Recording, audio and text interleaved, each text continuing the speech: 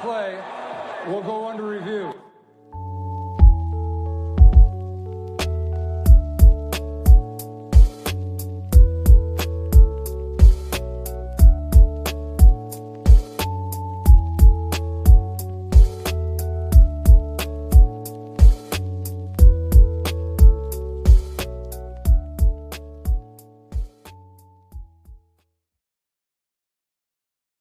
Welcome, everybody. Thank you so much for joining us on this week's episode of Under Review. I hope you're having a wonderful Tuesday evening and rest of your week. My name is Joe DeRosa, and you can find me on Twitter/X at show_DeRosa. And we are continuing on our draft discussions on this show. If you couldn't already tell, tonight's tagline is Trey Amjos, because we are going to be talking about our player preferences for the Buffalo Bills in the NFL draft. And if you can recall, a couple weeks ago, I brought on James Foster on this show to discuss some of the better players that were out there at the positions of need for the Bills. But now I kind of want to reel it in and get a bit more specific on players that we like, that we feel could be ideal fits, and the reasons why. And in a draft as expansive as this one, when you talk about the needs the Bills have, there are plenty of options to choose from. It feels like you have multiple right answers. So it's fun to just parse through all the different options, all the players that could bring positives and potentially be starters, or at least solid rotational players for the Buffalo Bills. And when I say we, I never just mean me. I got a guest tonight, and I appreciate this guest immensely because he was able to join me on such short notice, Mr. Jake Steinhardt. Jake, I appreciate you, man. I said offline, you came through in a pinch, and it's just something that, I know on short notice, it can be hectic, but here you are, ready to talk. How you doing, my friend? How's everything? Everything's great, man. I was happy to be able to pay you back since you bailed me out last minute earlier this season. I am happy to be able to do the same for you, my friend. Appreciate that, man. And yeah, it's draft season in full swing, and we were talking offline a bit about just like coming up with some of the different discussions, because it feels like when you get this close and you're on like the home stretch before the actual event starts, all the talking points have been thrown out there. So many players have been discussed, but I just wanted to bring it to this show to get a little more specific on who we like, because I did a mock draft last week and I basically oogled over every player that was on the board, as everyone seems to do when they do PFF mock drafts. And I thought it would just be more fun to get a specific look at, again, some of the players that maybe people know, maybe people just aren't aware of, as far as what they can bring to the table for this Bills offense or defense, and then just take it from there, Jake. And, when we talked offline, you had mentioned corner, and that's really the position I want to start with. But before we get into the details, your overall thoughts, I'm going to spin this to you and ask you on this draft class. Obviously, the positions of need amongst this fan base are pretty much agreed upon when you talk about D-line and secondary, and there's some sprinkling of wide receiver. But based on all you've watched, all you've been able to read, however you've approached it, what are your thoughts on this class, and specifically at the positions of need for the Buffalo Bills? What do you like about it, and what are some of your concerns? Well, I think overall it's a good class for what the Bills need. It might be a little thin, you could argue, at like CB2, but there's still some good choices. But I think overall, Bean has set the team up really well to kind of have a pick of the litter of what they like. There's a really good mix of D-line, depending on what your flavor is, from defensive tackle to D-end. And then I think like there's the middle of this draft there's a lot of meat on the bone. So I think really that's where you're going to see some really intriguing choices and picks, and I think you're going to see Bean kind of move around in those rounds. The late second to fifth round. I think there's going to be a lot of movement in there, targeting guys, because there's a lot of value. There's some really deep position groups here with upside and starting capable. So you might not have like the star power that's going to be there, 20 to 25 first round grades, but I think there's a lot of day two grades that are going to go past the day two. So you're going to find them in the fourth and fifth round in this year. So I really like the class overall, and I think Bean's really set himself up to have choices and be able to move around with 10 picks. I love that point about the meat on the bone because it's very true. I think a lot of people would agree in this class specifically, while the top end talent is there, it kind of more so resembles classes of years past where you had a lot of starting options, players that you could take that could be high floor guys, come onto the field, serve a role, but they're not truly elite. And, for the Bills who have picked at 30, 27, 28 in years past and can consistently find themselves in that range, it doesn't feel like it's anything new, but why I like your point so much too is bringing up how Brandon Bean will likely move around because I think that's going to happen. When we did the mock last week, John and I, we were saying how they're very much likely not going to use all 10 picks and that it's really going to be Brandon Bean wheeling, dealing to either move up or to both move up and also take some of his later picks for next year, which he seems to do year after year. I can recall each of the past two off seasons, each of the past two drafts, Brandon Bean making some day 3 pick to like send off a 5th or 6th round pick, send off his 7th, and just wait till UDFAs come in because they only have so many starting spots, Jake. I mean, you're likely looking at 4 to 5 players that are going to get meaningful playing time out of this class with the hope that somehow if you did manage to retain anything more than that, you'd have an ample amount of starters. But realistically speaking, you're looking at the potential successor to Daquan Jones, the CB2 that's opposite of Christian Benford. You could talk about adding in like a tight end 3 or maybe another running back, or you talk about an edge rusher to fill the void.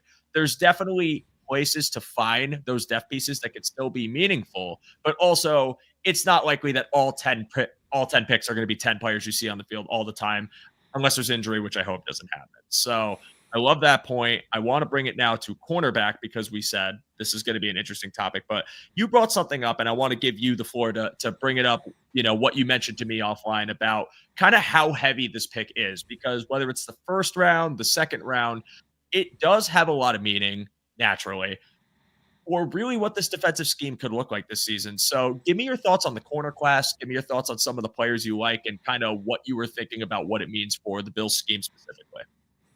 Yeah, so I think it's going to tell us a lot about what the Bills want to run or be able to run, right? They've brought in coaches who are more man specific, and so I'm wondering if they're going to lean more into that. Not bringing back Rasul. I think they want to get more athletic, and so we'll see what the selection they make. Do they go with a guy who has more versatility? You saw that with the Kyer Elam selection in 2022, right? We kind of thought that they were wanting to play more press man with him, but obviously he had his shortfalls for developing. But I want to see, are they going to do something similar here? Are they going to go for a guy that has some experience playing press man, but also can play their zone? I don't think they're going to just all of a sudden switch to predominantly man, but I think you're going to see more of it, right? Instead of 5%, you're going to see it probably 20% or 15%.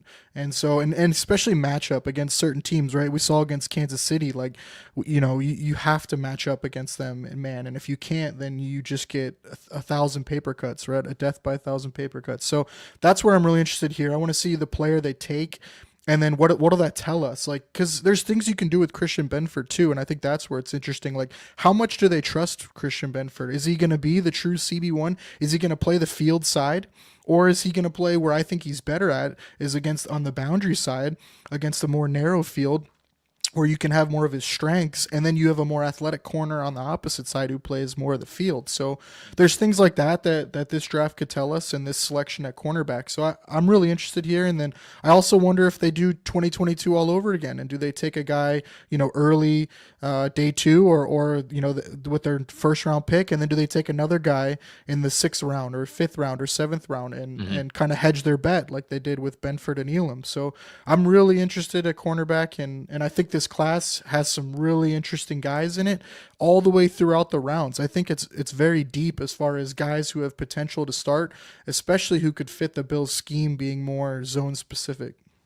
Yeah, and to me, that feels like a narrative of this draft class, right? It's almost like you're finding players to unlock other players on your team. And for the Bills secondary specifically, you're finding players that can help you get even more intricate in how you disguise, and athletic corners that are hybrid man and zone that excel in both, or at the very least excel in one and are good at the other, or stout in the other, and maybe preference zone to man, man to zone, depending on whatever they run.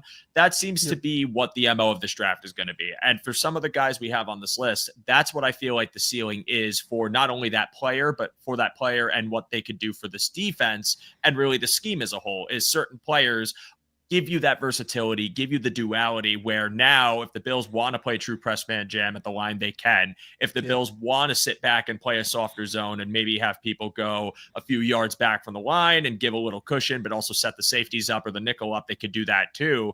And setting Benford up, as you alluded to, if you want to give Benford the opportunity to play where his strengths are, and maybe in that case, give him opportunity to not have to move around as much if you're worried about maybe that being a cause of concern for some of the injuries he's faced. I don't think it is, but some people may feel that way.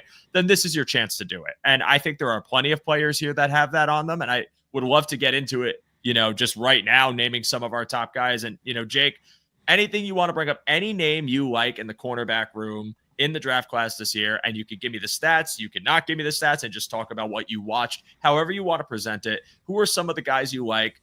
Do you see them going to the Bills early, maybe mid rounds? What's your feeling on this class and some of the players in it? Yeah, I think it just depends on the flavor the Bills want. Like, do they want, guys that have more length? Do they want, speed? Do they want more man coverage ability, zone coverage? So there's just some different flavors here. You have Siobhan Revel, who was linked to the Bills as far as on a visit. Without the injury, the knee injury, he's probably a top 15 pick, top 10 pick. I agree.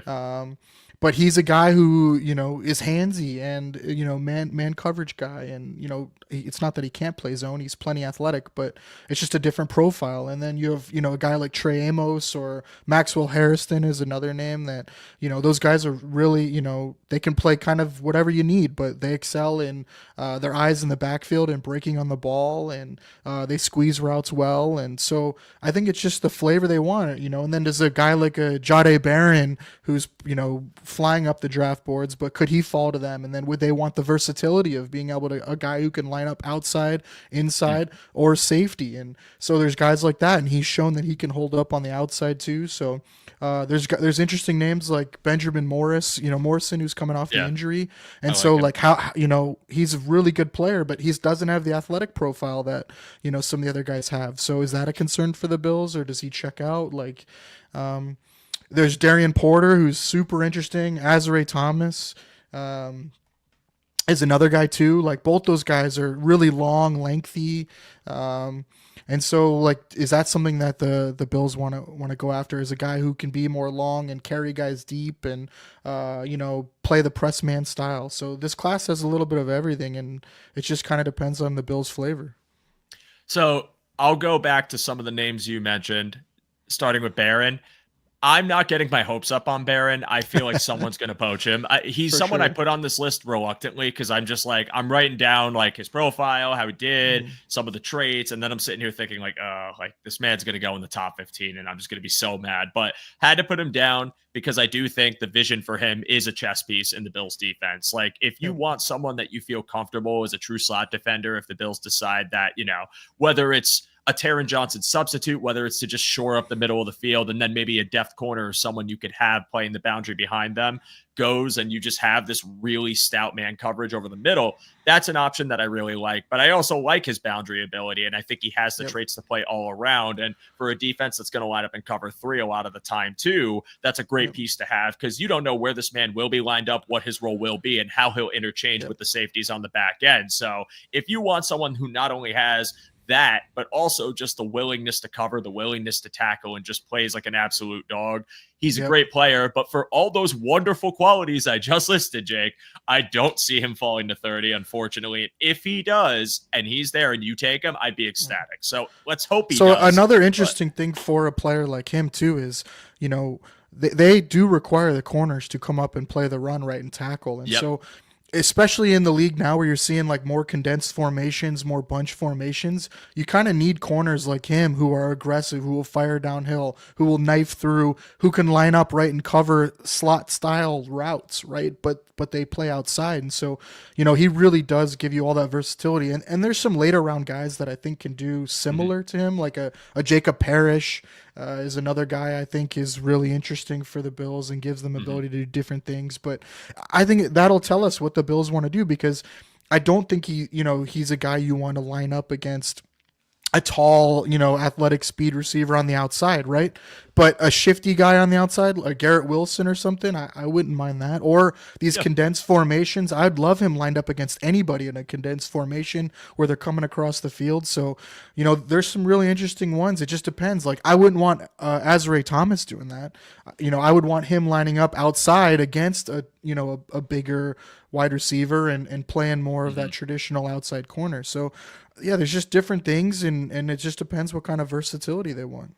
Yeah, different strokes for different folks, depending on your preference. And that's an underrated part of when you watch corners, or even if you're just someone who's looking at the list and trying to find someone who might be a suitable fit for the Bills, they got to defend the run at least adequately, right? Like, we're not asking for someone to be, playing the hybrid linebacker and hybrid safety role. Like, it would be great if you could do that, but they just want serviceable run defense at a minimum. But there are guys here who do excel in that. There's someone later on the list that I like that I think is also known for being a good run defender, so I like him. We'll get to him in a little bit, but just some of the other names you mentioned apart from Barron, who I also love, but Revel was someone John was hyping up last week, and I've liked him for a while. I did a deeper dive on him over the past week and just watched him more extensively. And I see the vision for this guy of why people were proclaiming him to be a top 15 pick, top 10 pick potentially.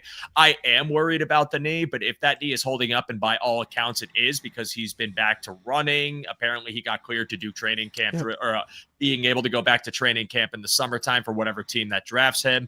You're getting a guy that has insane traits and insane athletic profile. You're getting a guy that has reach, who has the ability to play man. I saw some reps in zone where he had his eyes completely downfield, but he's still moving at such a great speed, never breaking contact with or eye contact with the corner, and just breaking on a ball perfectly from depth. Like, these are the things that you want to see. His recovery speed is elite. It is. And you worry a little bit about the knee now, because if he is ramping up, and even though he has looked, like he's getting his speed back and everything, for a guy that's, you want, if you're taking him in the first round potentially to be pro ready, how much do you trust it? That's the only red flag to me, because obviously no knee injury. I don't even think he. But here's a question for you though. So you have to ask. With a guy like him, obviously there's a risk, right, that he's not ready when the year starts. But does the signing of like Dane Jackson give some kind of floor, at least to that room, that you have at least sufficient level play? I won't say, necessarily good or I don't even know if quality is the right, but he's sufficient level. He's coming in spurts and played at least well enough. Does that at least, make you feel more comfortable with that? Or is that again where, you just double dip again with a guy later, and that provides you, even more insurance in case the guy like him or Benjamin Morris aren't ready? I definitely think they're double dipping. Like, I would be confident that even if they wound up with 5 picks in this draft, they're double dipping, because I think the room has the need. Dane Jackson on a 1-year deal. I like Jamarcus Ingram, but outside of those two, it's Christian Benford. You have some guys on the practice squad, and you haven't re-signed another vet. You haven't brought in, you haven't brought back Russell Douglas. You haven't potentially brought in a guy like Asante Samuel Jr. or something like that, or a vet like Gilmore. It's a pretty barren gap. So I'm not the most comfortable. And I thought Dane Jackson was fine. I didn't think he was an otherworldly DB. I didn't think he was as bad as the fan base made him out to be. I think he played had a rough season in Carolina. And there were times where you just watch him get caught flat-footed, and maybe it was because they were putting him out of position. I didn't watch him extensively in Carolina to really know. But what I'll say about Dane is there is a floor there of being a perfectly serviceable zone corner. I don't know if I trust him consistently as a man-to-man corner, and I think for that reason, I definitely want to see someone with better reps there, but also getting that dog and run defense. If that's got to be your secondary option later in the draft, that's fine. Like, get me someone who I think we prioritize just in the coverage aspect, and the run defense can either come later, or if you find someone that has it early, make sure that person can cover, please. Like, I don't want to see a repeat of the AFC Championship game. And I defended Elam. I was hoping for the best. It didn't pan out. And there's some guys on here that you could worry might have a similar trajectory, but that's kind of where I'm at with it. So I'm not totally comfortable with the floor. I don't think it's the worst floor in the world, but they got to get bodies in that room for sure. Yeah, I think that's the big thing, because, if Dane Jackson's the floor, that's okay, but I don't want that even, as your CB3 essentially. I'd rather that be your CB4 vet, corner. So I think he's the opposite of what we've been talking about, as far as he doesn't give you any versatility. He's got to play off. He's, just, pure zone essentially, but he does come up and play the run, and he does tackle well. So yeah, I think if you're going to take somebody like Revel then I think you have to double dip. And I think the Bills have given every indication that they're gonna double dip, even if it's gonna be like a priority UDFA or a 6th round pick or something, or Mhm. they trade back in the 7th round. So Yeah. yeah, I would love that. There's definitely guys here that you could take in the 6th or 7th round that could be starters someday. Absolutely. And just before we even get into the middle rounds, I have to bring up Trey Amos just because he's my tagline. He's For my sure. tagline, but he might be. I think he is my favorite corner in the class, at least Yep. realistic option for the Bills. Because if we were in the periphery in like our range of draft picks of Will Johnson or Barron, which I thought was more realistic, like then I'd be a little higher on them. I love Trey Amos. I think he plays both really well. Like watching him in man coverage was really fun because I felt like there was fluidity with his hips Hmm. where even when he has to turn around, it never feels like he breaks stride or acceleration or breaks his cover. And it doesn't feel like he ever gets to a point where his hands are too menacing. I know there's times where he's going to grab and that's just going to happen in Hmm. man defense. And maybe he'll get called for penalties at the pro level.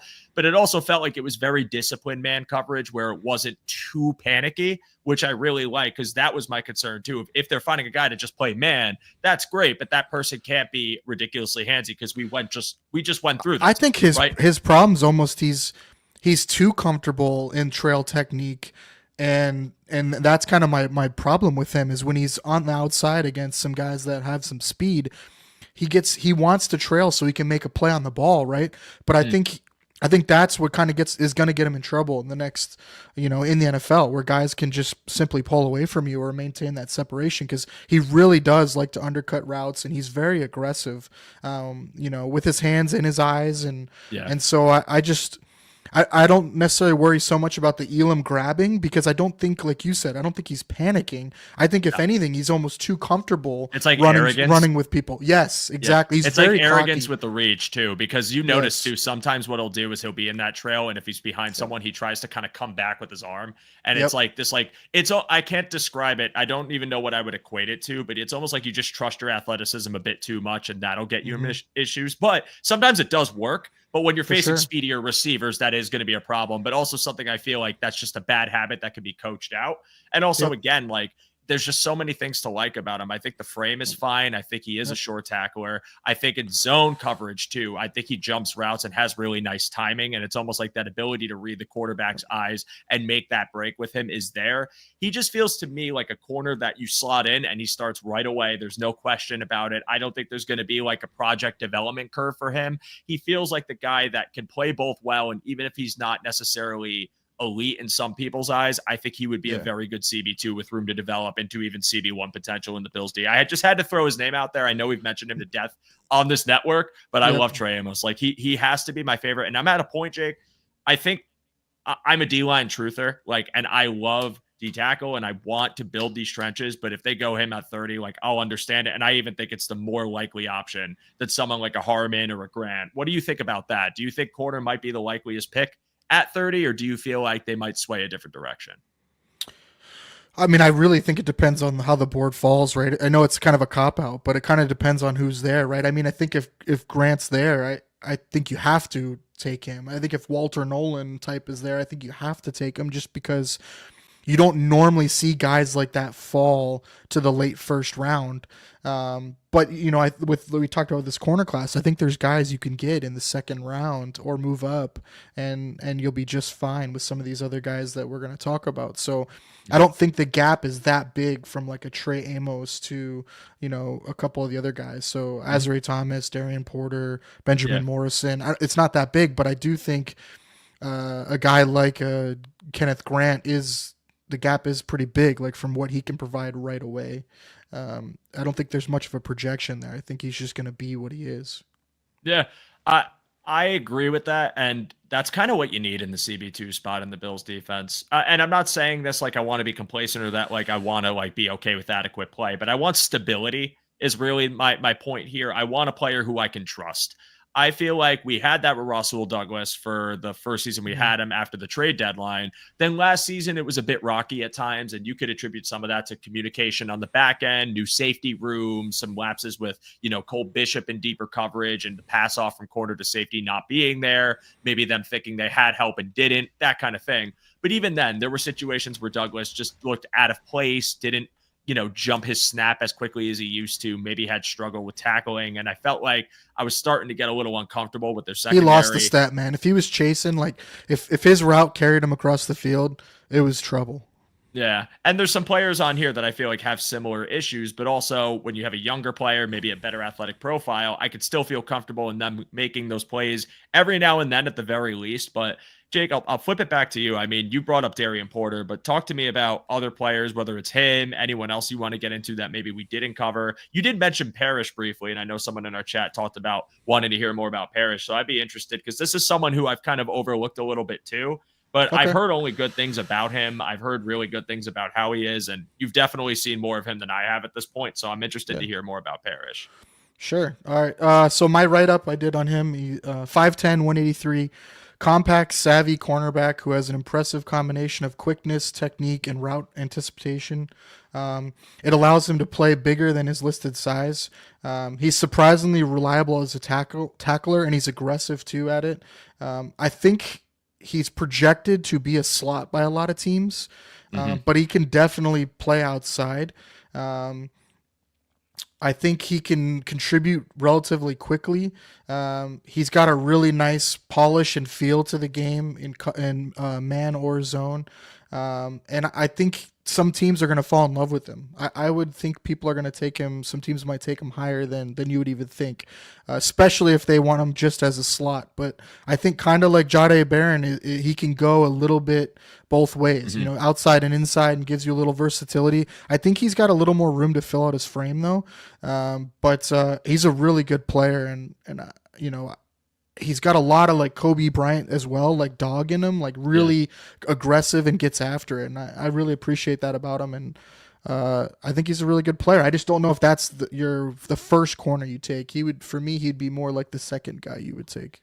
He'd be like a guy if he inherited Taron Johnson's spot. And that's kind of why I overlooked him too, is because I felt like he was boxed into that nickel role. So I wasn't 100% sure if it was someone I wanted to watch because I didn't know how realistic it would be. I'll give him a fair shake after this because I think it's only right that if we're getting to later round corners, he's someone I want to watch more extensively. But you just brought up Kobe Bryant, who I do really like and I would like on this team. And again, not the most polished corner, not the biggest frame, not a bad frame, but definitely not as big as some of the top end, but someone who plays with a lot of fire, someone who I find could be stable in zone, someone who I think would be really nice as a rotational corner too. If you're talking about taking a top end corner, I want to hear your take on Kobe Bryant too, because I really like him. And if they got him, let's say if he fell to the 4th round, I'd be pretty happy with that pick. Yeah, I have them pretty similarly graded, Jacob Parrish. So I wrote tall, lanky cornerback with impressive flexibility, quick feet, some really physical play and man coverage, solid ball skills. His experience shows up on tape with his anticipation and his technique. He doesn't panic. I think he needs to continue to develop his body, though. That's where I worry. He's only 175. And so he's got to bulk up some. He's got some room, but I wonder how much that's going to affect his quickness and his speed. But I think he has the potential to be a starting caliber player. There's some schematic versatility with him. I think he could play zone, ideally cover 3 though, and then I think he can play a little press man as well. And I think he'll be better a press man with some more reps and some time. But really good player, man, aggressive, and I think he just needs to fill out and develop a little more. Yeah, and it's funny because the counterpart, Mello Dotson, who I had at 6'1", 192, seems to have a similar, there's limitations to his game. I could see the ceiling being rotational corner in the Bills defense. Again, another quality zone player, and I think he's a good processor as a corner. Again, when it comes to timing, how he can jump, how he can be in position in zone. But it's the speed component of his game that kind of worries a lot. And, I wonder if that's going to be an issue if you talk about rotational and also having to man someone up. What do you think about his counterpart, Mello Dotson? I know we briefly spoke about it, but do you have any thoughts on him as well? Not a ton. I mean, I haven't watched him a ton. I obviously watched him a little bit when I was watching Kobe Bryant, but I didn't do a write-up on him. So I think for me, it's athletic, functional athleticism for me. I don't think he's as fluid, especially against vertical routes. I think his lack of speed really shows up. And that's kind of what's troubling for me is I Mhm. feel like he's going to need some help over the top at the next level. I don't think you can leave him isolated on the outside. He does have some tightness in his hips, and that does happen with a taller corner, 6'1", Like when a you get in that clunkier kind range. of corner. Yeah. So I just worry about. I think that's his issue is flipping and running. But in a zone, I think he'd be better in coming forward. But again, I didn't watch him a ton. Yeah.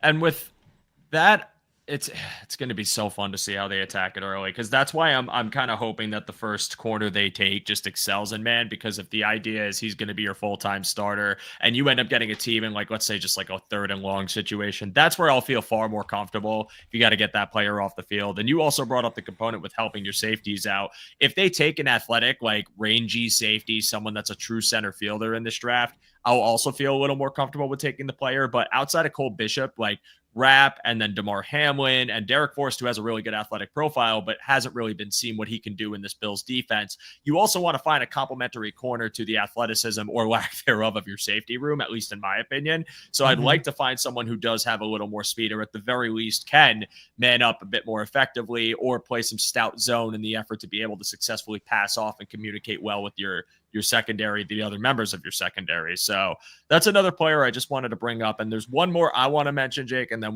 I'll ask you for your final thoughts. But Noah Williams is Yep. someone I really like watching, and he's a man option, but he mans up well. He's someone who has a really interesting build. I had him at 6'1", 200 pounds, and when he hits hard. He will lay the hammer down, but I do have concerns about him as a run defender just because, again, limited length. And when you talk about some of the speedster running backs more towards the edge, I wonder if there are going to be limitations in how he tackles at the pro level. But as a pure man corner, this is someone I really like watching. And I think that his zone processing, while not perfect, is there to a point where if you had him set up and playing off, he can come from depth and make a read and be able to tackle, or at the very least jump a route and disrupt it. Did you get to watch Noah Williams at all? And if so, what do you think about the player?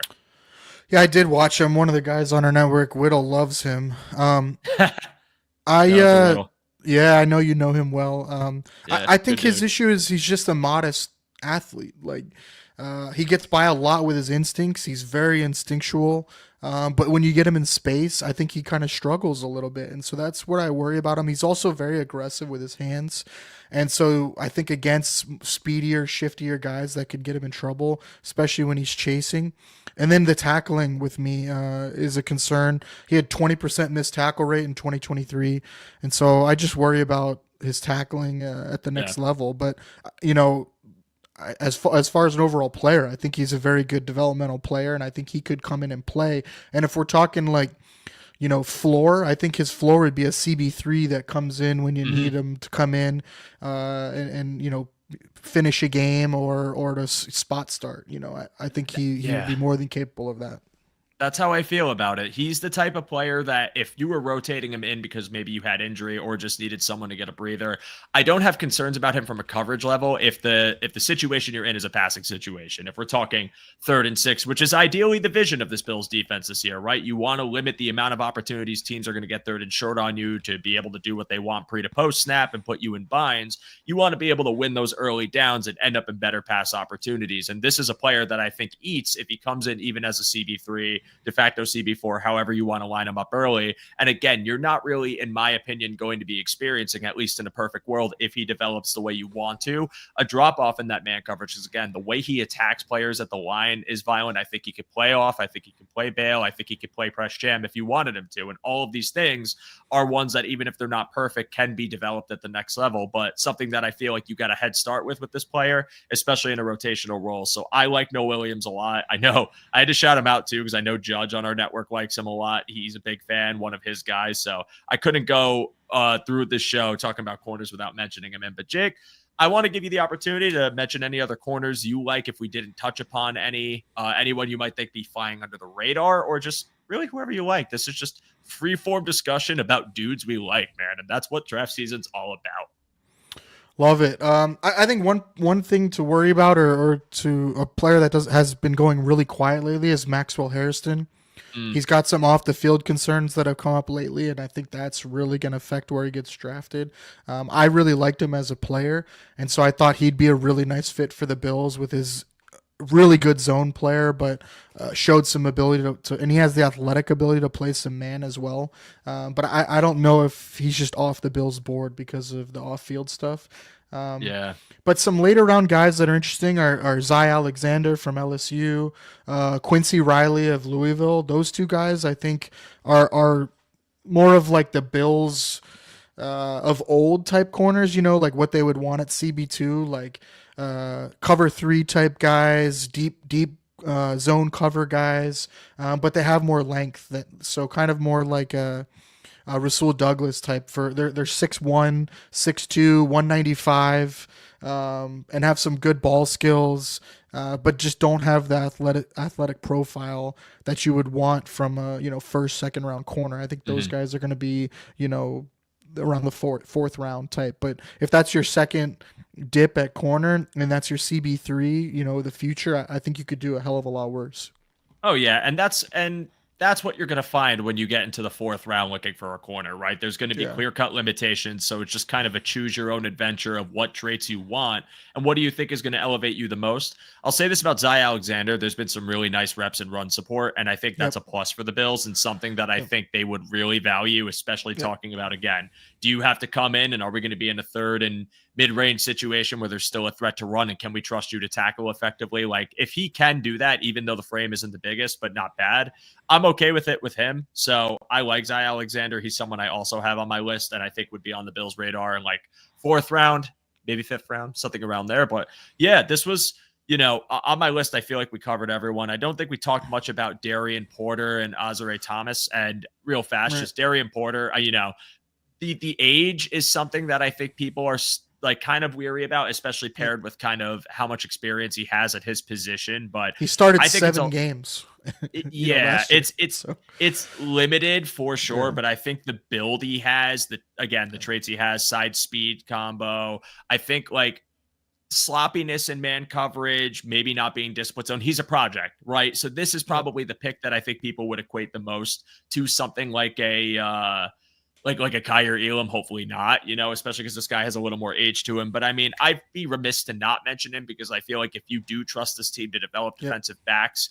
try to get into play a more disciplined game, I think this is a player you could take a flyer on. And I have a feeling might fall to the end of second, maybe early third, mid third round, just given some of those negatives. And then Thomas is just someone that, again, like you brought him up a little bit earlier, but this dude's a man freak. Like he's so fun to watch. Mhm. He's aggressive, razor sharp, uses his hands, jams, will stay attached to your hip, doesn't give up much cushion, tries to play on the ball as often as he can. But if you need him to come from depth, he can. I think he has great read, great field vision, the ability to time well. Again, just limitations and maybe some of his run defense if you're concerned about over pursuit or being out of position. But I do like him a lot. And I think he's someone that, again, maybe falls in the second round and you can get your hands on him. I'd be stoked about it. But that's everyone I I think got. both Anyone those you got? guys are those guys are both my ideal targets with the second round picks. I Oh, think hell for yeah. sure. I think high upside traits, developmental, and then they give you the scheme versatility, right? They're already shown the ability to run press man. It's then how much can you get out of them in the zone coverage reps and how quickly can they pick that up? But yeah, both those guys I really like. And for a guy who's played so little in Porter, like he started 7 of 12 games last year, but like he was a wide receiver his first 3 years for people who don't know, and then he's been a rotational corner the last two. But he really does like come up and play the run. Like he really will tackle. And so I think those are the things like you worry about with a guy transitioning like that or not playing a ton. But I didn't see that. Like he's willing. He wants to stick his nose in there. And yeah, man, the freaky traits. I mean, he is the freak of freaks. 6'4", over 200 and runs like the wind, man. So I think he'd be a really cool project. I think I subtracted 2 inches from his height when I wrote him down here. I had him at 6'2", and even then I still was like, hell yeah, those are good to have. That's a good build. So yeah, great conversation on the corners, Dick, and I love hearing your takes on them. And I want to keep it to the secondary and move on to safety. And again, my safety work here it's been like I haven't gone as in depth on the class, full disclosure, just because I feel like while I think they are going to take someone, I think it's going to be rotational again, someone that might have the ability to center field, play a little bit deeper, but have, again, that versatility, the ability to play box or up close to the line. And there were only so many that I looked at as kind of like, in my eyes, people I would want the Bills to draft. So there's probably players out there that might have different size profiles or people have different preference for, or it could be on other people's lists. But I want to turn it back to you before we get deeper in this conversation. Your thoughts on the safety class and what players you like for the Bills, whether it's the top end or in the mid rounds. Yeah, I've gone back and forth with this. Like, how much of a thing is it for them? I don't know. I saw like Nick Wright in his mock draft had the Bills taking a safety with their 30th pick, and I just don't see them investing that much in it. I think they like the room they have. I think they invested a lot with Bishop already, and then I think they like Rapp, and I think Rapp showed that he got better, and he's above average starter. I think quality back there. I don't know if Rapp and Bishop are a good pairing to bring out their strengths in each other. I do really love the Derek Forrest signing. I loved him coming out of college, and I think he provides that athletic profile that you want and the flexibility to play deep but also come up. And I think he's he's a better pairing with either Bishop or Rapp. I don't necessarily think those two are the best pairing together. And then I think Hamlin provides you a nice floor. Like, if he's your safety, 3-4, you could do a hell of a lot worse. And, we know he can play quality special teams. So, I don't know if they need to add anything. I don't know if they want to add anything to that room, and that's my only concern. Like, if someone falls and they're sitting there, then maybe they take one. I definitely think they could upgrade the room, but I just don't know if they feel like they need to. We didn't even talk about Cam Lewis as your, safety 5, ultimate utility guy, in a pinch. But I like some of these safeties. I think there's some starting potential here, and probably all the way to the mid rounds, like probably nine guys deep in this class that could, come in and fight for a starting job. My only concern is I just don't know if the Bills want to upgrade there. Yeah, I think, bringing back Hamlin to me wasn't the kiss of death for this pick, for potentially picking a safety in the draft class. Especially what they paid him, right? Yeah, like basically vet minimum. If it wasn't vet minimum, I can't even remember the details of the contract, but it wasn't a lot. And I think that's not going to limit them from taking a safety in this class. What I will say is, if they didn't, I don't think they're going to feel totally, pressed or stressed or whatever. I think they would be comfortable with that room. And the Forrest signing really is interesting because that's a big X factor, and something that I say, if this guy stays on the field, he has all the tools to be very successful when you talk about what the Bills want of their safeties, which is, can you play the deep half? Can you play closer to the line? Can we move you around? Can you cover in the slot? Like, we want you to do everything, really. Like, and with a guy of his athletic profile, they would ask it. It's just a matter if he could stay healthy. So if they really do value this guy the way, at the very least, if they value him enough to give him true starting snaps, then they might not go safety early on. However, if they don't, and they feel like he's a camp body with room to prove himself, and then, if he does and you draft someone, then Hamlin's the odd man out, then I could see some situation where they might go a little earlier if they feel that that's a likely scenario. But regardless of whatever happens with the room itself, I think there are pieces in this draft that would make sense for the Bills. And there's a few names I can highlight here, but I'm just going to highlight one right now because he's probably my favorite one. Not for the fact that I don't like the others, but I just feel like if you put this guy in the Bills defense, he continues to fortify the physicality that they are trying to establish with their whole roster, the hard-hitting nature, but also the fluidity, the athletic profile, the ability to kind of keep defenses on their toes, because you can line them up really, I don't want to say everywhere because he has more deep field snaps than he does closer to the line, but someone that I think could develop, and that's Andrew McMuba. Like, he is a player I absolutely adore, and someone that I think slots in. I got him here at 5'11", 186, a center fielder option who has great athleticism and coverage ability. He can play closer up to the line, but he played deeper half most of the time. But when he did, or when he was in the center, he was awesome. I mean, his ability to close on certain receivers, if they're in the open field, is there, make plays on the ball, be able to move around, be able to backpedal and then switch with his hips. Like, there is everything to like about this player. And he's someone that I know the Bills have met with. I gotta wrote it down here, and I'm mad that I actually just blanked on it in the middle of the episode because I was going to cite it earlier.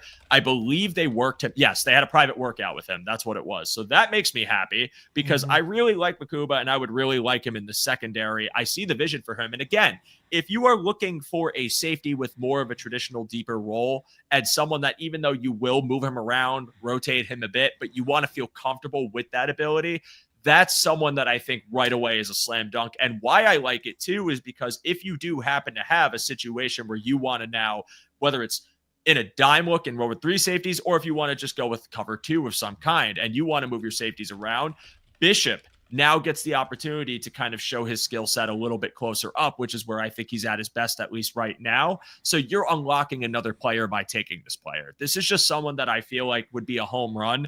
I have no idea where the hell he's going to go. They originally said 4th round potential. I'm seeing people say as high as day 2. If the Bills did this, or maybe I'm gonna frame it this way, because if this ends up happening, I want to have something to clip off in the future so I can look smart, even though I'm not. But if they do trade into the 3rd round or back up into the 3rd round and take this guy, I will be over the moon. I love Andrew Makuba. I think he makes a ton of sense, and this is just a player that he just feels like a Bill. Like, he fits the mentality. I want this player on the Buffalo Bills. Jake, I'm sorry I had to go on my crusade, my monologue for Andrew Makuba. But who else do you like that you think they could draft? No, I think you nailed it with him. I think he's one of the few guys that actually fits what the Bills don't have. I think Forrest is probably the closest thing to a deeper safety, the ability to play that. You don't want, Rapp's been okay at it, but him and Hamlin were just so slow to react. They don't have the athleticism to cover the opposite side of the field and get over there in time. That they can't click and close, and so. Yeah, I'd love for them to bring in a guy like Andrew Makuba who could do that, and then you let Bishop and Rapp play in the box, and depending on the formations, you could go to 3 safety sets. But yeah, I really liked him a lot too. Not a true deep safety guy, but a guy who I think without injury would be a 1st round talent is Kevin Winston Jr. And I wonder where he falls, and if that's something the Bills might say, hey, we'll take a shot at you and maybe not even worry about playing you right away, but bring you along and develop you, and next year you would be a starting safety. He's not a deep safety, but he can play everywhere. He's athletic enough, 6'2". He comes up and hits. He plays the ball well. Really good tackler. So he's another interesting one to me. There's a lot more guys that are better in the box or coverage guys than necessarily deep safeties. There's not a lot of deep safeties in this class. Yeah. So I think that's where Andrew Makuba really separates himself from the rest of the guys in this class. There's another one that I think we should mention too, and he's been linked to the Bills. I think it was Mel Kiper's mock draft that had him going to us in the 2nd round, and that's Xavier Watts. And I do really like Watts too. I have to mention him. He's another player I'd be perfectly fine with them taking. I like his build. I like the experience as a deeper safety. And I think, again, another quick processing safety who has the IQ to play and be able to communicate and mix coverages with, but someone who also has the ability to close, someone the ability to recognize and be able to, kind of come from depth and hit someone in the open field, or at least make a play on the ball if you need the safety help over the top. Someone who could come up closer to the line and be able to make plays, whether that's out on the flat, whether that's out in the slot, somewhere along the line. This is a guy that I feel like, even though he's more of a deeper guy, could develop into a versatile piece. And he's someone I also like for the Bills, and I have to mention him too. There's just something about Makuba's game that I watch, and I just like, it's like a fuck yeah every time you see him make a hit, man. There's just some level of it that, like, dude, and it's not to say Watts doesn't do it. He's just like a dog, man. Yeah. Well, you can't watch Texas, play on defense. They have a ton of guys, right? But I'm watching Jahdae Barron. I'm watching some of the guys on the line, Alfred Collins, whatever. But Makuba just pops everywhere, man. You just see him make plays and big hits, and he's fun to watch. Yep. And again, if you have worries about his frame as a run defender, I would understand that. But there's just just picture a safety blitz with Andrew Makuba. Like that's my retort to anything. Is just imagine what one of those would look like and how hard he'd hit a quarterback, and I'd be sold. Like, that would fill me with so much joy. So I love the player, but I mean, there's others on here we could go over. Like, I know they had conversations with Billy Bowman, and I do like him. The frame does worry me, but this is another person who I think plays above it, plays with aggression, Ball can hawk, over man. pursue. Yeah, Yep. yeah, and he can over pursue, he can miss his mark, but I think that just is a kind of a reflection of that motor he plays with. I mean, what do you think about Billy Bowman too? I like him, and I like Watts too, and I think Watts is a playmaker. To go back to him a little bit, because I think these guys are relatively similar as far as how they're going to project going forward. I think they're more of like zone slots, nickel safeties. Like I don't Mhm. necessarily think they're like every down, deep safeties. And so that's where I'm just interested to see what the Bills want to do with their safety, because I feel like that's more of a redundant skill set than of what they already have with Bishop and Rapp. And maybe that's a signal to that they're looking to replace them, and get ahead of it. I'm not sure, or they want to see something different or hedge their bet against Bishop's lack of showing progression so far. But Mhm. um, yeah, those guys to me just seem more repetitive skill sets instead of necessarily Right. like adding something different to the room. It's not that I don't like the players. I think they're very good players. I just, again, those would raise more questions for me than necessarily answer questions. I get it completely. You don't want redundancy, and I think there is the need to have someone who, again, just shows you more promise as a deeper safety because it Right. unlocks your other players. You want to It's kind of like complement, you Hyde to don't want to Poyer, bunch it. right? Like they both Yeah. could do a lot of the same things. Poyer could play deep if he needed to, but that wasn't his strength, right? He was much better Mhm. coming forward, playing in the box, lining up against tight Yeah. ends. And then, Hyde was better, as the deep safety between the two, but he could totally come up, play in the box, line up against tight ends, things like that. So, yeah, the versatility is nice, but you need somebody who can, I think, excel at the deep safety part. And I just don't know who that is yet. Maybe that's Derek Forrest, but I haven't seen Yeah. that from Rapp, and definitely haven't seen that from Bishop yet. Rapp's a hard hitter, and I'll give him credit for the plays he did make. But I also think right now the way the room's constructed, again, as we mentioned when we opened up this conversation, it's not a dire need to add somebody, but I do think if you get the opportunity to find a compliment, you take it because then that's just going to, again, it's going to fill the room out nicely. And then what I like Yeah. about it is if that deeper safety is someone that does happen to, let's say, get hurt or have to come off the field because they are developing, that's what you brought in Forrest for. Low leverage guy, but someone that can play the position. You've seen him play the position in Washington, and you've seen him play it quite well prior to injuries and a whole regime change. So it feels like that room is the floor. It's the floor and the ceiling. Contingent on Bishop's continued development in the NFL, because I definitely think there's a lot more to his game that we have yet to see. And I really, it's agree. just a matter of how he develops the further away he is from the line of scrimmage. But I think his development paired with what you have in the room leads it to already be like a perfectly fine forward room, a perfectly fine safety room that you can coach up. But go get a sick guy like Andrew Makuba, and you can make it even more fun. That's what I think. Yep. That might be the guy. That might be this year's. Okay, so I championed Dwayne Carter last year, and I kind of look like bad for it because he didn't have a great rookie year. But listen, I still believe in him. To the same way, I'm going to champion Andrew Makuba as my guy in this year's draft. I have formally claimed him on this show. Jake, do you have anyone else you want to mention at safety before we come back to the D line and then close out the discussion? Uh, no, I think that's pretty much it. We can move on to the D line, man, because I know we got a lot of guys we want to get to. We do. We got plenty of people on here, and we'll start with the interior defensive line. Plenty of options here. And kind of like your conversation or our conversation we just had and the topic you brought up, where you were mentioning that there were a lot of like closer to the line, box safeties, nickel guys in the safety room. That's kind of what it feels like for three tech in this draft. Like there are a lot of really talented pass rush savvy three techs that can play really stout run defense, but also not as many ones. And that's typically how it goes because one is a more Mm-hmm. like, I don't want to call it a niche position, but you want the flexibility of a three who gives you pass rush juice. Those are usually like, at least from what we've seen, guys that are highly scouted. And if there is a one tech that provides you with serious push, they're probably freaking going in the top 10 because that's just how Right. it always goes. But Right. in this class, I think there are a variety of options, mainly at three, but some at one that you could find in the back end of the first round, second round. I am interested to hear some of the players that you really like from this defensive line class, specifically the interior. Do you want to start like how do you want to frame this? Do you want to start with one tech type guys, or guys that have the ability that might play three tech but could hold up as a one tech? Because that's the other question. Do the Yeah. Bills want to invest significantly in a true one tech, or do they want a guy more like Daquan Jones who's a Mhm. penetrating, a tweener essentially, right? He's not a Bills one tech. true. Right, exactly. Yeah. Or do they want Yeah, a guy who's more like Star Latulele, who would be more, one tech but has pass rush right. upside? Let's open it up with that Bills one tech conversation. So those like Okay. converted 3/3-1 hybrids, and then Yeah. take me to the one tech UI. And I can already think of one tech that's a first round option who I absolutely love. He was the thumbnail of last week's episode. So perfectly fair if you want to get to him. But yeah, frame it that way. Let's go in that order.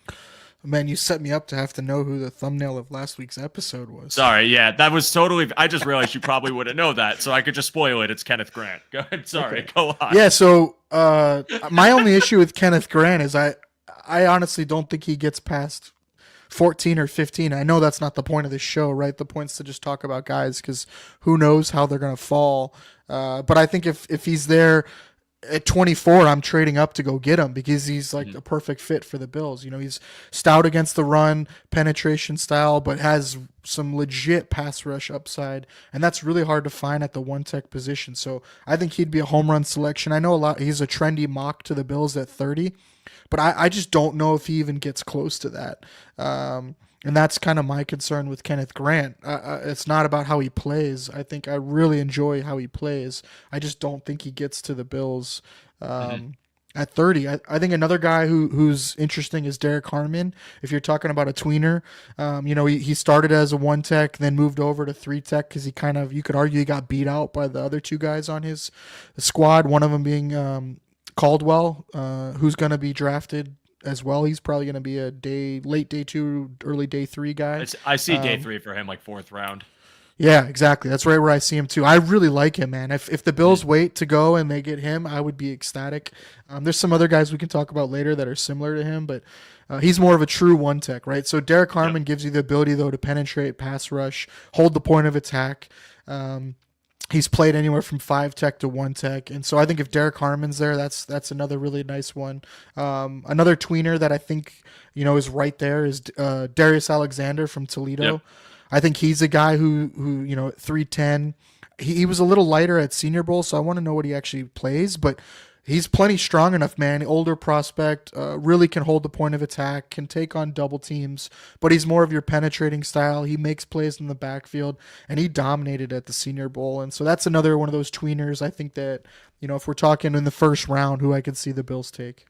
Yeah, all names that I think, we've thrown around on this show, on other shows, but it's worth mentioning them because they feel realistic. Like, I'll start with Harmon just because, again, we briefly brought up Kenneth Grant, and I do think it's growing more likely he doesn't fall to the Bills at 30, but God, I want him to, because then it would be really sick if they got him, because I just think he's raw. I find, like, when you watch him, it feels like there are reps where he just completely destroys at the line of scrimmage, even if he's doubled up, and he gets great push and he can generate pass rush prowess and he has a stable anchor and run defense, which I think is probably his best trait right now. But then there are times where he just doesn't really pose much of a pass rush threat, and maybe it's just because he doesn't have a counter move to when someone's blocking him. They get under his pads and they control him a bit.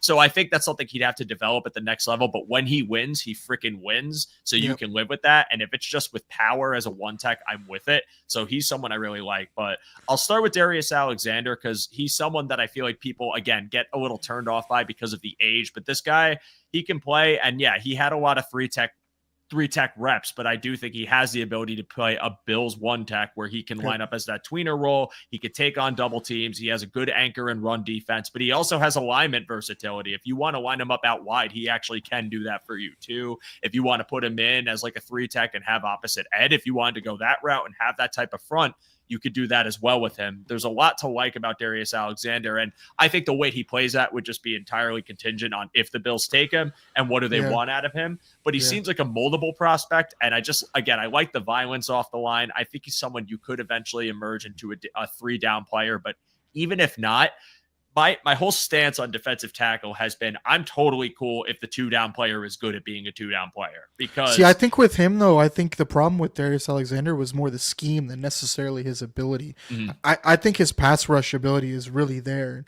and I think part of the problem is what they were asking him to do. So I'd be interested to see. Like I don't think he'll have an issue being a 3-down player at the next level, and I think if anything, you would want to bring in more of a run stopping one tech, whether he's a rotational guy, is fine. But with him. And so you have the rotational guy, whether that's Daquan Jones this year, that's fine, but they more Mhm. play on rundowns, and then you have Darius Alexander playing, more of passing down scenarios lined up next to Ed. Some awesome comments that I'm seeing in the chat, and I like Yeah. this one. Watch us go small Walter Nolan in an ESPN. I love Walter Nolan, man. I think that's an interesting thing too, though, for the Bills with this deep defensive line class. They want to get pass rush and they want to get in with the interior. And I think part of the problem is Ed is having to play too many snaps and too many snaps on early downs. And so Mm. I think if they could find a guy who, I don't want to say is like him, but Walter Nolan-esque, right? Who provides a lot of the same ability as him. High floor stopping the run, but can penetrate, can shows flashes or ability to pass rush as well. You could have a rotation and the fall off isn't Yeah. huge, especially as you develop him. But it allows you again to go back to what you wanted to do, which is get Greg Rousseau back reducing inside. Get AJ Epinesa being able to reduce inside as well. Like you have Bose on the outside, like have them line up next to Ed. Have them line up next to a Darius Alexander, a Walter Nolan. Like I think having more of those pass rush type defensive tackles allows you to do more of that instead of Yeah. having Ed be exhausted when he gets the pass rushing downs. You don't have the bodies that can do it. You're bringing in Phillips to do that. So And if you're not comfortable with the trajectory of Dwayne Carter, if you're not comfortable with the fact that Ogunjobi has a 6-game suspension too, then yeah, you Right. are going to need that rotational three tech to boost the floor of that room and to provide that support for Ed. Something that again, I think they were going to do with Larry primarily, but not even over a draft pick before the suspension, and now they have to kind of make it something that they address kind of similar to how I see them addressing corner, where they might double dip at this position too later in the round, even if it's like with 5 picks total, 2 of them could go to defensive tackle. Maybe they go 1 tech and 3 tech because right. Daquan Couldn't you Jones see is them still on the carry team. 5 though? Like I could totally see them carry 5. They were heavy at it last Yeah. year. Like I don't think you want a lot of reps going to Larry Ogunjobi anyways when he comes back. No. I think you want to get the most out of him, and then I don't think you want to give a lot of reps to Dwayne Carter either. I don't think he's earned it, and I do worry like where he's going to excel. Like I Mhm. don't think he's a great run defender, and I don't know what his ceiling is as a pass rusher. So it's they got to figure out how they want to use him. But I wouldn't want to say like I'm putting my eggs in the basket that he's going Yeah. to be my D tackle 3 to start the No, season or and whatever. I agree with that. And I think right now that's a fair position to have because to me, what he is right now is kind of a very hyper embodiment of what the Bills look for, but to a fault where it's like it's either pure havoc or nothing at all, where he gets Yep. blown back and it's a very Yep. consequential outcome. Well Because said. there's plays Yep. where he tears through the D line or tears through the line, and you Yep. see him in the backfield and he penetrates and he makes his mark and he gets the tackle and you kind of see him create disruption where if it's someone else that's got to do the cleanup, but he was there. And then there's times where he's on a double team, he can't get through it, and he gets pushed back and just creates a huge gap. And that's kind of the duality of Dwayne Carter right now, where he needs Yep. to stabilize. But can you trust that to stabilize? That's the question we all have. So is it worth it to find a rotational 3 tech later on in the draft that can do that for you? Or is it even worth it to find another stout run defender and plug up the middle with 2 bigger bodies and be able to kind of have that gap integrity where you don't have to worry about getting pushed back in the run at all and setting up your pass rush with stout run defense, which is why I want to bring up a guy like Tyleek Williams, Yep. who to me, that's similar to how I've kind of talked about Amos as being someone you just plug in and you know he's going to play and he's going to have a high enough floor to be a quality player opposite of the rest of your. In the case of Amos secondary, for Williams, he's a guy who you plug in at 1 tech and he's just going to be that 1 tech presence. He's going to be the guy that is going to absolutely maintain your gap integrity, be able to hold his anchor, be able to stop runs if they're trying to come up the middle, disrupt runs if they try running zone or gap. He can get around. It's not like he doesn't have any push at all. It's just that there's questions about the development of him as a pass rusher in the NFL. But again, if this guy is truly just a 2-down run stuffer, he's a damn good one and one I would trust because that sets you up really well for 3rd down, which is where they need to win consistently. And also the opportunity to not let teams control you at the line of scrimmage, be able to mitigate opposing rushes. And then all of a sudden you have better situations for your offense that wants to control a game. So that to me is almost like a safe pick, right? Like someone that I think that's a great call out though, safe pick. because I think one of the things that has been most frustrating is the way that the scheme the Bills play with smaller linebackers, that flow and crash and penetrate. Like you need guys on the line that can hold their blockers and eat up blockers. And so, we haven't really had the true one tech that demands double teams and can eat up multiple gaps. And I think that's something that would really benefit the linebackers too, and run defense. And so I would love a guy like Tyreek Williams for that reason. I just don't know where, that's a guy you'd probably go with your second round pick. But yeah, I think if that's falls. yeah, and for me, it's a weight thing with him. Like, I think I've watched a lot of tape on him. I went to Ohio State, so I watched every Ohio State game. Like, I think part of the issue with him is just, what do they want him to play at? What do they want his weight to play at? And he shows flashes of being able to pass rush. I just don't know how much they asked him to do it. Like, he has a really good underarm rip. He can get skinny in the lane. He's got really, really heavy hands. Shows really good timing to stack and shed at the right time. And so I really like him, but is he a Bills type guy is my only question. Same with Jamari Caldwell. Same thing. I think those would be guys that are great. They make everyone else in the line better around them, but Yeah. those aren't traditionally who the Bills go after. And what is a Bills type guy this year? That's the question we've been asking Right. all offseason, and what you posed when we got into it. What does that look like? Do they go with a typical profile, or do they try to get into some size and try to really find someone who can fortify by using mass?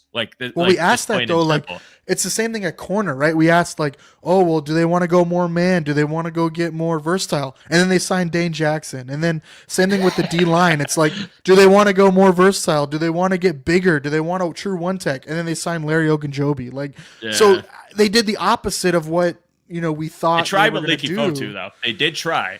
They did. They brought him in. But he yeah. Don't get me started with him as far as if that's your answer. Like, he's your D-Tech 5 or whatever, maybe practice squad. But yeah. I think as far as at least a true one tech, he's at least there. He has the size for it. But yeah, just they haven't showed us that they want to do these things yet. This is what we're hoping they do, right? And man, I don't know. I don't mind investing as much capital as possible on the D line. I think that's the Achilles heel for them in every year and all these runs is the lack of pass rush. And you could argue part of that has been the lack of coverage supporting the pass rush, but it's still been the lack of pass rush that has really, really hurt them when it comes to the playoffs. Yes. And a big thing, lack of pass rush, and also inconsistency in keeping their linebackers clean and putting them in binds where either they have to sell out and get their linebackers closer to the line, and they don't have the flexibility to keep them to be able to play from depth or drop back into coverage consistently. When I thought this McDermott defense truly looked its absolute best was that first half of 2023 before Daquan Jones and Milano got hurt. That was poetry when it came to them winning with 4, them creating absolute havoc in the interior, and their linebackers kept clean in the second level. And they want to do that again. So how do you do that again? Now, to me, a guy like a pure run stuffer 2-down player that then offers you the opportunity at this stage in the game with Daquan Jones being at his age is bringing in him for, those third down situations as a pass rusher, and then early downs having a run supporter. That to me is one way you can do it. And I think that does offer you the ability to not have to sell out, not have to stack the box, win with 4, and then have your linebackers roam free. And another option, if it can't be someone like Williams that we've talked about, here on the network, but I like him a lot and I've actually put a lot of stock into the Bills potentially taking him, is Alfred Collins. Another guy that, again, I think just fits that role as mass in the interior defensive line.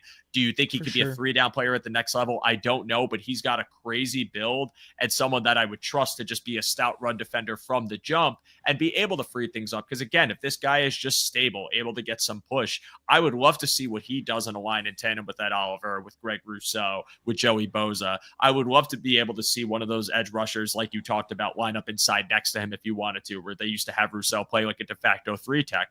I would love to see them potentially draft an edge rusher, maybe a power rusher, and do the same exact thing where they could kick him inside with some of their edge rushers and then one of those big bodies. Like, there's a lot to like about taking mass.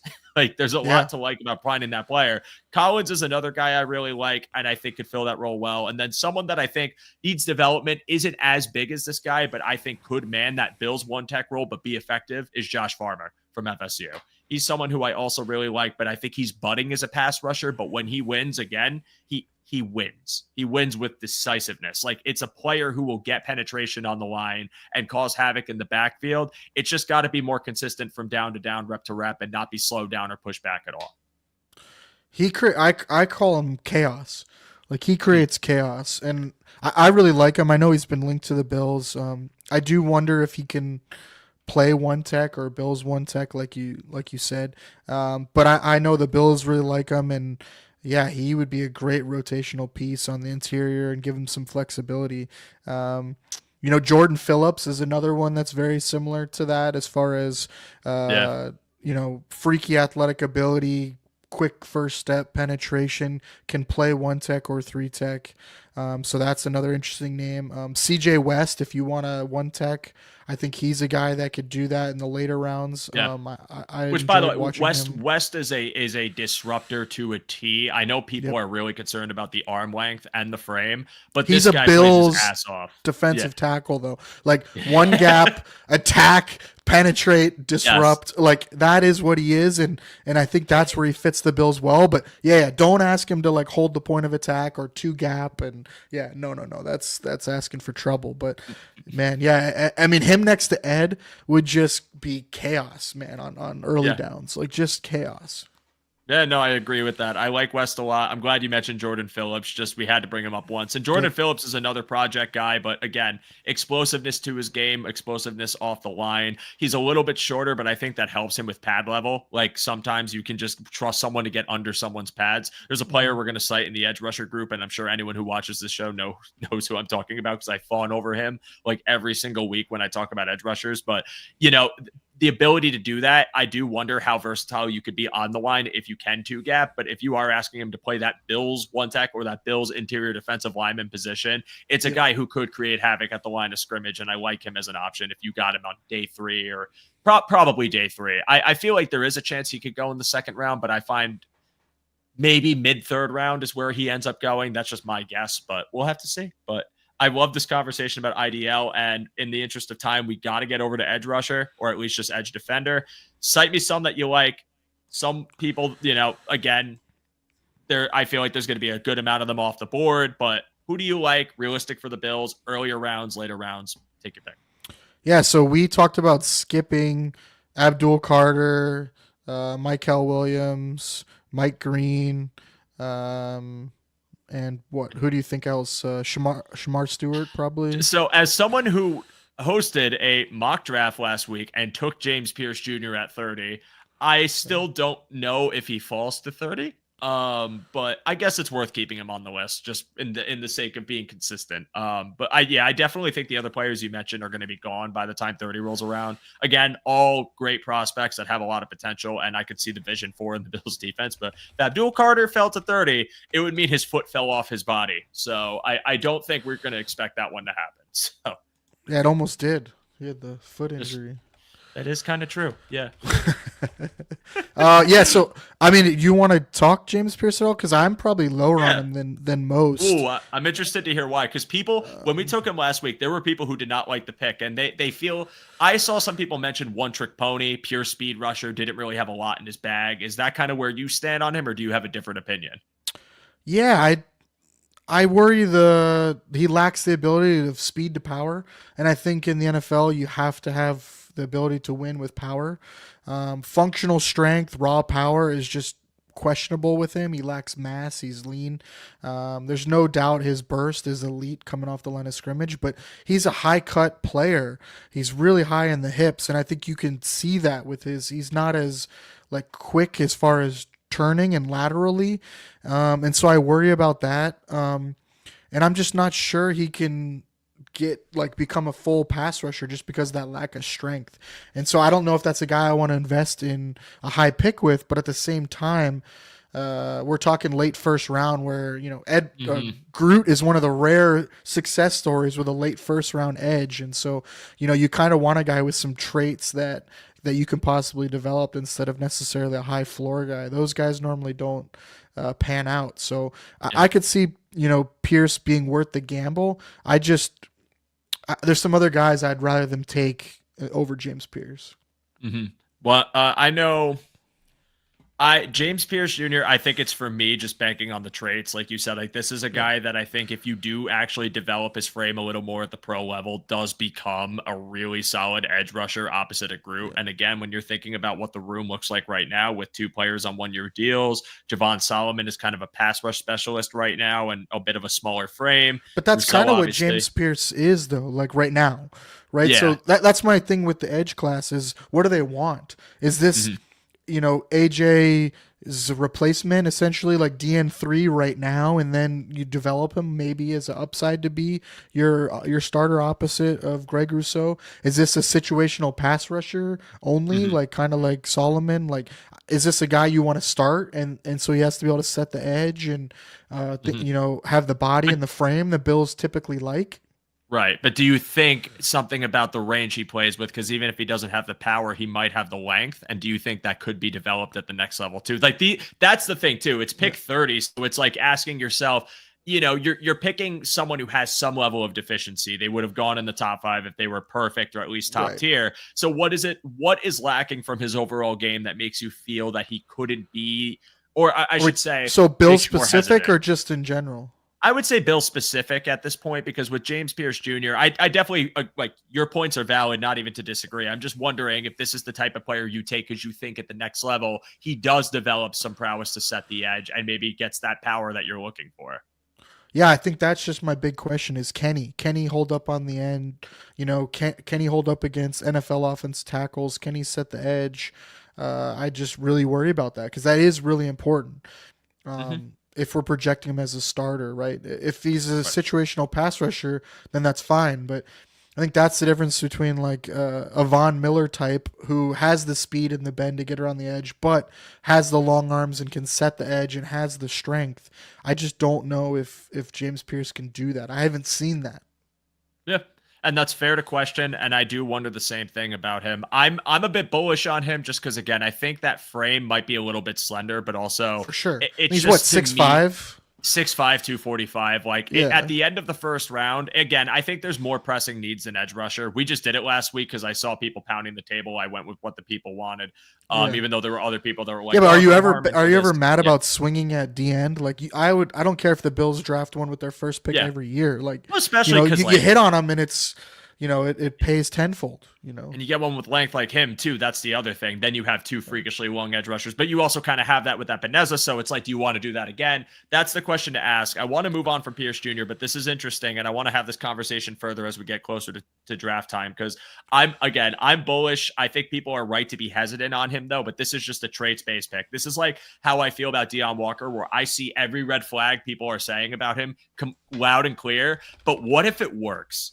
You know what I mean? Right. Like, and I'm annoying like that with draft time because I want these guys to succeed. So if I see 6'7" D tackle, I'm like, all right, let's just teach him how to play a little bit lower, and maybe this dude will be unstoppable. And how much fun would that be? But Jake, other edge rushers you like, people that you think could be realistic options. Again, there's a laundry list, but really some of the ones that you have your eye on and you like for the Bills. Sure. So, I mean, I think Donovan Azaraku, I think is a name that it would be interesting if we're talking more like pass rush type, developmental with the upside. Mike Green, if he somehow falls and they're okay with some of the off field stuff with why he might fall, but I think he's another guy. Nick Scorton's really interesting to me because I Texas A&M like that. I just don't know with any of those guys because of the scheme and what they asked him to do. But Mhm. you go back to his Purdue tape, and I think he's really dynamic and has a lot more juice than he showed against when he played with A&M. And I think he does have a high end ability to set the edge, stop the run. He's 6'4", 285. I think he could even trim down a little bit. Um, and so I really like him as an option. Um, the Bills have been linked to Landon Jackson. I don't know if you want to get Mhm. into him or how you feel about him, but Yeah, he's I another like him. bigger guy. I like him, but again, I think some of the concerns about high cut and also, again, how Yep. he develops as a pass rusher are fair to say because he is a huge frame, but he's someone that doesn't typically play up to his frame. And I wonder how much he has in his bag at the pro level, because the reach is there, the length is there. So if he can figure out consistency coming around the edge and being able to kind of get a bit more bend into his game, use his arms more effectively, more consistently, then I like him. But I do think the floor with Landon Jackson is a decent edge setter, good edge setter. And then it just depends on where you want to take a player like that. And I think there is a chance he could fall to them in the second round. So if he was like pick 62, I'd be okay with that. I think at that point, you're banking on the traits just like you would with the James Pierce Jr., but you're not taking nearly as big of a risk. And I like him. Like, I don't dislike the player. I could see the vision. I think there are reps he absolutely does show those flashes of power. And that's something that, like, you could buy into as it's there. Let's just mold it and get him to play more consistent in a more rotational role behind a Joey Bosa in year one. So I like Landon Jackson. And just to like name another one that I really like, a player that they, as of today, got linked to, Braden Swinson. I love him. He's my crush at edge, man. I really like him. I don't know if he falls to them in the second round, but this guy's first step is awesome. And when he wins reps, again, it's just like the violence he plays with his hands and his arms, the length he has. His closing speed is just ridiculous. Yeah, dude, they dropped him back into coverage at LSU, and he's dropping back like 15 yards. It's not just like nonsense, like to the flat. Like this man, I saw him go out for a wide rep. Like I was like, holy shit, dude, why are you? What are we? First off, LSU defense. I got to go back and watch them more consistently, because the tape I watched of Swinson, some of their alignments were just nuts. And it's I'm insane. Just like, they have him line up really wide too, and his snap anticipation and get off are elite. And you'll see, like they'll bring a tight end and even like detach him from the line to try to chip on him, because he's just so fast off the line. Yeah. Like, but he's a guy who does have the speed to power. He does have the bull rush. He absolutely does. And man, does he just, when he disengages, he closes so fast. He's really exciting. Another guy similar to him, who I think if he was just a little taller would be a first round player, is Josiah Stewart out of Michigan. Yeah. Another guy, just the burst, the speed, the motor, the closing speed, like so fun to watch. But you're talking about pass rush, like his pass rush win rate is insane. I think it's like mid 20%. And I think he would be a really fun player as far as like your DN3 type player. I'm not sure he could be a starter, because I'm not sure how well he can set the edge against tackles like the Bills want. But man, he'd be really, really fun. And if you're talking like second round, guys, these are the guys you want to swing for and hope they develop a little bit. Yeah, that exact point is why I don't think they take him, because they have a similar profile in Solomon, unless they want to add another one like that. And that's why it pains me, because as I mentioned before, I was going to hype over someone again, and that's David Walker, who I feel like has the same issue when you talk about coming around he's the a edge bowling ball. My God, it actually makes me sad, because I really like Javon Solomon. I don't want to make it sound like I want to move on from him, but if they needed just like a fourth round, let's take the flyer on him, this kid rules. But I don't think you can have too many, though. That's kind of my argument to that. Maybe not. And AJ's a guy you can get off of too. Like they're not tied to him. Like they're not. I just feel like I'd rather be 5 deep at edge, and 3 of them be pass rush specialists, or 2.5 or whatever. But I don't think you can have too many of them, especially the way the Bills play with getting a lead and trying to pursue and trying to win with havoc and reduce Gruden inside, right? Reduce him inside and have 3 edges on the field, man. I would love that. And he would be so fun. And then if you're talking about kicking any outside or any edge rusher inside, like this guy is a bull rush specialist. Like, and when I was talking about that lower center of gravity, when he gets under your pads, he could carry you. He could carry the entire offensive line on his back. Like that's how much power this man plays with. But it's also how explosive he is off the line. That's why I call him the wrecking ball, man, because he's just so sick. Yeah, man. He's so fun. Another guy I think is really interesting is Oladejo from UCLA. Yeah. He's another dude I think would be really, really fun for the Bills. Like as far as a developmental guy, like he's a linebacker. He played off-ball linebacker until I think 2 games into this season, and they moved him exclusively to edge. And man, he had some explosive wins. 13.5 really sacks, fun. right? At UCLA, yeah, man. Count? Yeah. Really, really fun player as far as developing him. I just don't know if he's, the type of guy that Bills want, but give you the versatility to line him up all over the place and give you some of those kind of odd man fronts. I think would be really fun with him. his first full year as an edge rusher at UCLA, but he looked developed. Like that was the Yep. thing I Yep. liked about him because he's coming from an Advanced off-ball moves. linebacker. Yeah. Yeah. Advanced moves. It's not just like it's not bull rush Yep. only. Like there's some chop, there's some swipe. Like you could see him use his hands Legit effectively and get wins. to bad level. Like pass rush sustainability with him, which is why I'm like, this guy is awesome. I would take him in a heartbeat. So in the interest of time, I'm just gonna mention one more player who I liked, then we'll wrap it up. But I hope I'm saying his last name correctly. If I'm not, I apologize. But JT Tuimoloau. I liked him a lot watching him as a run defender. He is a player that elite I think run defender. Dude, double teams. He sheds them consistently, like constantly winning the ability to get under your pads, be able to spread you off of himself, spread you off. Would be so fun. It'd be great, but there's pass rush prowess too. Like the speed to power exists with him too, and I love that. So just another player I wanted to highlight for the edge rushers. And this was a ton of fun to talk about. I will bring this up because Whittle is in the chat. Whittle, thank you for watching. How do you say? I actually haven't heard his last name pronounced. I know it's Ashton. I've heard Gillette. Yeah, I thought it was Gillette, but I've heard Gilletti too.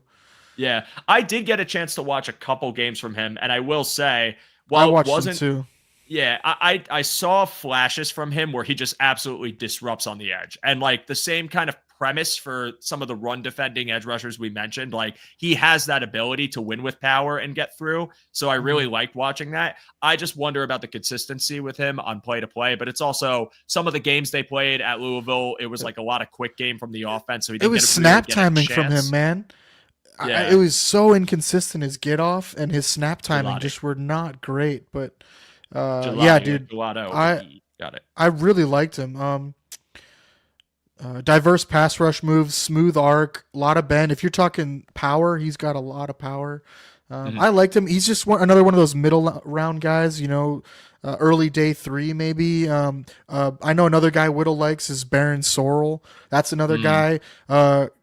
Q Robinson from Alabama. That's another guy that that developmental, early day 3 guys. I would love to see the Bills swing at. And I think they would. I definitely keep think stock in the room, right? Keep stock in the room.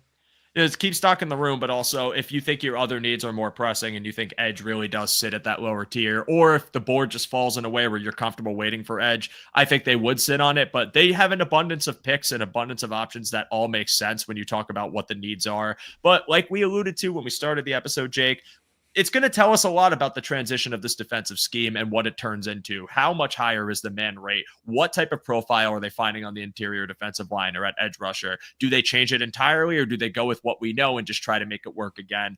All valid questions that we're just going to have to see come from draft time, but pay attention to the top 30, pay attention to some of the meetings they have. It's not a tell-all. It's not going to be everyone they take, but it gives you little crumbs into maybe who they're looking at. And I think it's a lot of fun to watch that. So I'm going to be keeping up with it. But Jake, this was awesome. Like, I love just talking about prospects we like. Like, it is the most fun you can have doing a live show because it's literally just like, yo, this dude rules. And it's just that for an hour and a half. But this was great, and you brought tremendous insight. You're an awesome dude. I appreciate you coming here on short notice. Tell the people where they can find you, what you got going on in your world. Yeah, thanks again for inviting me. So I am the head of analytics over at Do Champions. I host a show called the Buffalo Blueprint Sunday nights. We'll be taking this Sunday off, but Sunday the 20th we'll be back, and we're going to be doing a lot of mock drafts, trade up scenarios, trade back scenarios, probably doing some like 4-round mock drafts, stuff like that. But I'm on Sundays at 8 p.m. during the off season, and then I switch when the season comes on, and I'm usually on a Friday or a Saturday to preview games, and I give you more of the analytics, the inside, the numbers, the matchups, things to watch for, try to give you a little bit different angle for Bills games. So thanks again for having me on. I really appreciate it, and it's always fun, man. For sure, man. You're welcome back anytime. And if you guys haven't got a chance to check out what Jake's doing over on his show, on their network, on Do Champions, as well as just following him on Twitter, give him a follow. It's well worth your time. He's an awesome dude, came through in a pinch, and I'm happy to be back over. You're welcome back here anytime. And for all of you that joined us, thank you so much for tuning in. We truly appreciate your time. You all in the comment section were great tonight. Thank you for listening to us rant about players we really liked. Next week, I'll be back to do one final mock draft with John Helmkamp. kept, but this time we are taking a quarter in the first round no matter what. So if James Pierce falls again, so bad, or too bad, so be it. We're going for corner. And it's also going to be the final episode you see of me with this background, because that following week I am going to be moving. So I will be taking that week off. And then when I am back, we will be ramping it up with some more content into May after the draft. So I'm excited for all of that ahead. But again, thank you all so much for being here. Stay on YouTube, stay on Facebook, stay on Twitch, stay on Twitter, because Ant is going live literally immediately after this show ends, after I am done talking. But appreciate all of you. Stay tuned for what's coming next at Cover One. We got a lot of great things going on. Sign up for the One Pass. It is in the description below if you're interested. We are going to say goodbye. We are going to say have a great rest of your evening. And as always, go Bills. Take care, everybody.